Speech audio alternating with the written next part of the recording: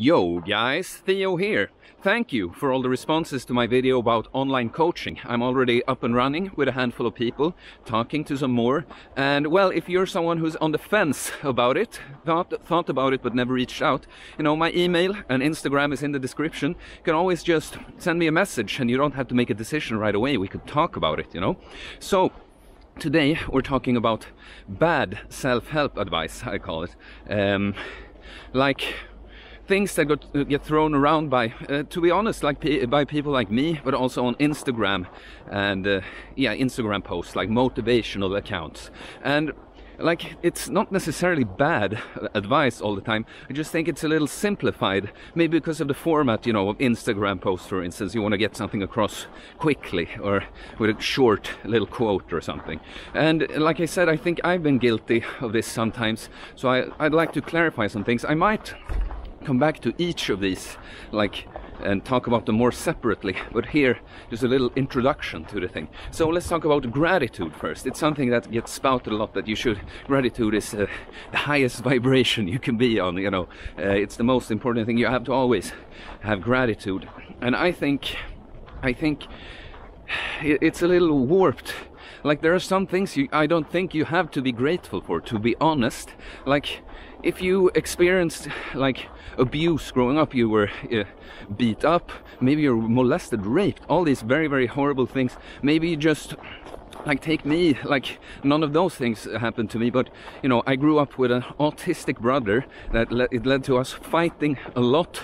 I had to go along with very, very unfair things that's very hard for a child to understand, and at the same time as this was driving me mad and stuff, you know, I also felt so much pain and empathy for my poor brother who was born with his curse, it seemed like, you know. And to be honest, I'm not grateful that I went through that, you know. Like, it was horrible.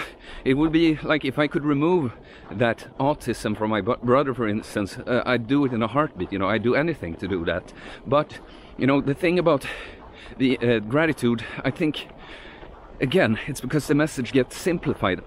You don't have to be have gratitude for awful things you've been through, but you have to accept them, you know, because we can't change the past. We can't change what already is, you know. And then what you want to find gratitude for is what you've done with this, you know. Like, it's easy for me, for instance. I say that I am grateful that I went through the panic attacks, and that's one thing, you know, because, you know, it feels, because I'm so different now, it feels so far away, and it's easy to say, but I'm not grateful for the things that led me there, you know. But I am grateful I was able to, you know, take myself out of that, heal some of my trauma, and just become a completely different person, a person that I really like being, you know. So I think that's more, when you say you should be gratitude, always be gratitude and appreciate things and stuff. I don't think you have to have gratitude for the horrible things in your life, the really painful things you went through, but you can be, you can see, you have to accept them, and you can see that, wow, shit, that happened to me, or I was in this place, you know, and now I'm here. You're not grateful for what happened to you. You're grateful that you were able to go on and make a good life and become a good person and get the things you want anyway, you know.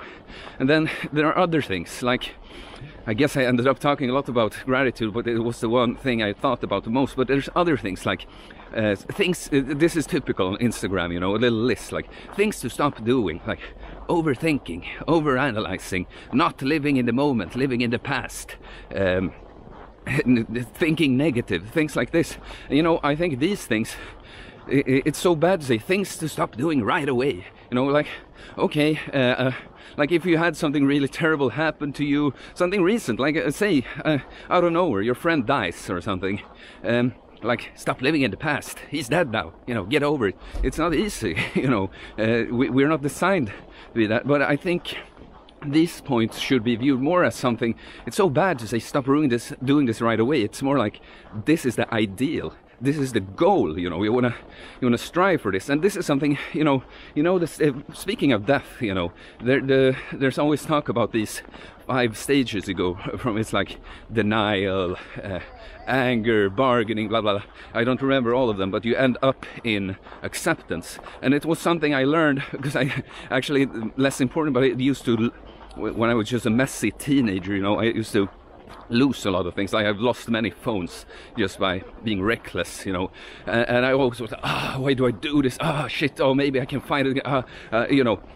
Going through this process, that's kind of just a pain, you know, and I learned that, you know, the faster you're able to accept something, the better things are, you know. You'll get over it faster and be able to move on and not be all caught up in the past, you know. But it's not, you have, again, this is something to strive for. If you could always, when something bad happens, just accept that, okay, things are different now, let's move on, you know, that would be great. I just don't think it's possible.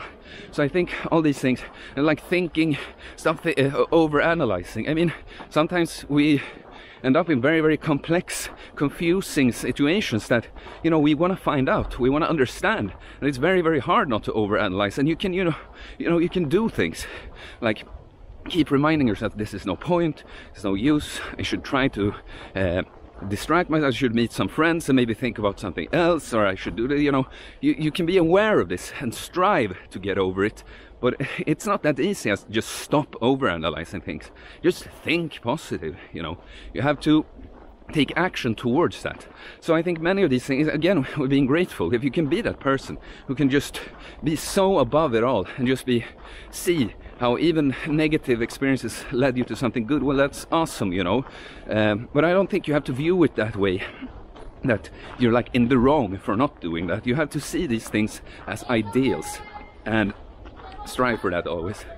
The kids here want to be in the video.